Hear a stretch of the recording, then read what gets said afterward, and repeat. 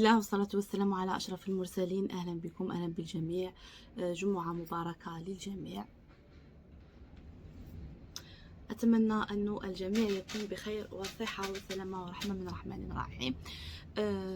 اليوم إن شاء الله غادي نهضروا على واحد النقطة جد مهمة، وهي الصلاة المحمدية، يعني الصلاة والسلام على رسول الله الذي يعني بفضل هذه الصلاة تفرج الكرب وتحل المشاكل وتستجاب الدعوات. وصراحة أنا من بين الأمورات اللي راني مجربتها بزاف وهي الاستغفار والصلاة على النبي والحوقلة، والعديد من الامورات اللي راني دائما نشاركها معكم، ومن بينهم هي الصلاه يعني على النبي عليه الصلاه والسلام. وعاده ما راني نشاركها معكم في لي بوست، يعني في منتدى. بغيت نعاود لكم اليوم واحد القصه تاع واحد الاخت معانا هنا، يعني عبر الصفحه. وهاد الاخت هي زينب، الاخت زينب اللي الان هي كانت من المتتبعين تاعي، والان اصبحت نسقد التليفون ما بغاش يسقد لي دقيقه. شو ان شاء الله تكونوا تسمعوا فيا. انا قلت راه السميشه نخرج برا ونهضر معاكم في هذا الامر ونستمنظروا يعني في الهواء الطلق وفي جمال الطبيعه، ما شاء الله اللهم بارك. فحبيت قلت لكم نشارك معكم واحد القصه نتاع الاخت زينب، وهي كانت من المتتبعين نتاعي يعني عبر السوشيال ميديا، وخاصة كانت معايا في دورة التدريب ودورة الإعداد نتاع طلبة الدكتوراه، والآن أصبحت هي المشرفة نتاعي على الصفحة الخاصة بي في الفيسبوك. المهم كانت الأخت زينب صديقتي.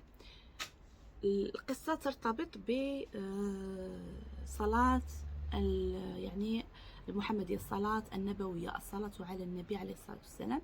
كانت الأخت زينب العام الأول اللي درنا فيه دورة التدريب في 2021 كانت معايا فيها.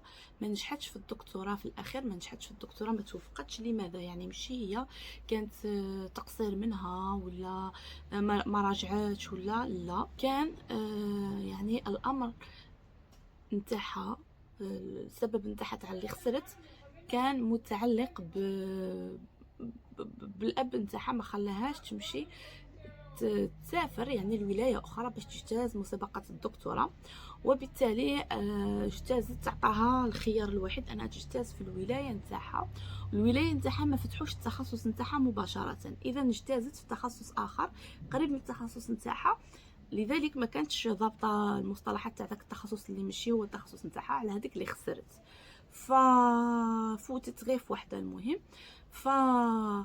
مهم العام جي عام الزواج نفس الامر، كي قربت الدكتوراه منعوها باش تمشي تسافر وتمشي تجتاز مسابقه الدكتوراه في ولايه اخرى. قالوا لها الا حلت لا فتحت هنايا تشاركي في الولايه، ما فتحتش ما تشاركيش. فسبحان الله كانت هي باغيه تنجح في مسابقه الدكتوراه بواحد الدرجه كبيره، وكانت من المجتهدات، ويعني وعندها رصيد اللي يعني يخولها باش تنجح في مسابقه الدكتوراه. فقبل من الصيف وحنا نخدموا على هذا الامر، على بالي بلي عندها مستوى، يعني ما مشيتش نخدم معاها في المستوى نتاع المنهجيه وكاع، لاني كانت داتها العام اللي خسرت فيه، على بالي بلي ما تحتاج حاجه كبيره. خدمنا على مستوى يعني تغيير يعني الامر، وتغيير الواقع، وتغيير القدر عن طريق الصلاة الإبراهيمية. أنا دايما هي كتهضر معايا في وقت الفجر ونهضروا، المهم أنا وياها على تواصل دائما، أنا المشرفة تاع الصفحة تاعي، فعلى تواصل دائما نقول لها زينب الاستغفار منا، لكن هي من بين الأمورات اللي اختارتها وقامت بها وفعلتها هي الصلاة النبوية صراحة. وبفضل قالت لي هي اصلا تقول لي لم اتوقف يوما حتى احتضر وقفنا الدقيقه اللي انا نهضر معكم في هذا اليوم في يوم الجمعه. كانت عاده كي دارت بوست، وهذا الشيء اللي خلاني نهضر هذه النقطه بالذات عليها. كان دارت بوست في الصفحه في الفيسبوك على الصلاه، يعني تعطي غابل تنبيه للطلبة باش يصليوا على النبي عليه الصلاة والسلام. وأذكر أن الصلاة على النبي عليه الصلاة والسلام اليوم الجمعة يعني معدل صلاة واحدة يصلي عليك 10 صلوات، فقس على ذلك إذا صليت 1000 ولا صليت 2000 ولا المهم قس على ذلك 100 أشحال 300 أشحال و1000 أشحال.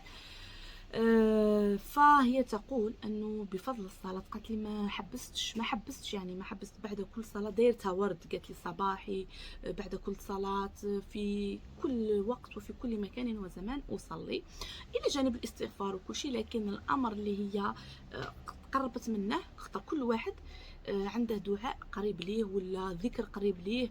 هي اختارت الصلاه النبويه وقالت لي ما حبستش يوما إلى أن جاء وقت الإعلان عن صراحة على المشاريع. فبعد الإعلان عن المشاريع سبحان الله فتحوا السنة هذه اللي رانا فيها 2022 2023 فتحوا في الولاية نتاعها فتحوا يعني التخصص نتاعها، وفتحوا كذلك زوج تخصصات، كذلك تخصص آخر يعني عام يشمل التخصص نتاعها. فهذا الشيء الاول اللي خلاها احنا كنا نخدموا على تغيير الواقع كما قلت لكم من مجال الى مجال اخر، خلاها ما تضطرش انه اختار. هي دارت كاع الحيل مع والديها باش يخليوها تمشي ودارت كل مجهوداتها، ما بغاوش، قالت لي صاي ما نزيدش نكسر راسي وما نعصيهمش، قالت لي نمشي. سماوش مشينا درنا مشينا ندعيو رب العالمين. وهي تقول مشات دعت رب العالمين وكذلك فعلت الاستغفار، فعلت عفوا الصلاة والسلام على رسول الله. قالت لي في كل وقت كنت أصلي اللهم صل وسلم وبارك على سيدنا محمد في كل وقت في كل دقيقة. أنا كنت نقول لها نفكرها بالحوقلة وكاع، هي قالت لي كاع كنت نديرهم، لكن أكثر حاجة درتها وحسيت بفضلها ربي رزقني هذا الأمر هي الصلاة والسلام على رسولنا الكريم. قالت لي في بعض الأحيان كنت أجلس يعني بعد صلاة العشاء ندير ورد عن طريق الصلاة الإبراهيمية اللهم صل وسلم وبارك على سيدنا، تفعلت وحلوا المشروع. والأكثر والأهم هي أنه نجحت في المشروع في الولاية نتاعها قدام دارهم وكلاسات الأولى، يعني رب العالمين أعطاها المرتبة الأولى اللهم بارك. وجزاها يعني أحسن جزاء كان قادر ربي يربحها كلاسيها الزوجة ولا الثالثة ولا الرابعة، كان كاين 4 مناصب في يعني في المشروع اللي اجتازت فيه.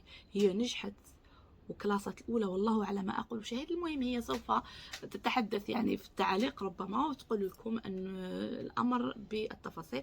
أنا حاولت نختصرها لكم ونعطيكم العبرة، هي أنه وأنا مجربتها صراحة صلاة النبي على النبي عليه الصلاة والسلام أصلا أنا دايرتها ورد يعني ولازم علينا خاصة يوم الجمعة لازم علينا نتذكر شفيعنا يوم القيامة. ومن بين الأمورات اللي جربتها في سعة الرزق هي أني ندير ورد نتاع الصلاة على النبي عليه الصلاة والسلام وأقرأ مراه سورة الواقعة. فسبحان الله كنت نديرها دائما كل ما نجي باغيه نطلع مثلا ندير لايف نتاع البيع، راكم عارفين ان نبيع المجوهرات دائما راني عاده في هذا المجال، فلايفاتي كلها عاده ما تكون على التيك توك ولا يكون في عبر مجموعات خاصه للبيع. ندير هذا الامر والله العظيم سبحان الله ربي يفتح عليا ويوسع رزقي وتجيني مبيعات، وكل واحد كيفاش يفعلها.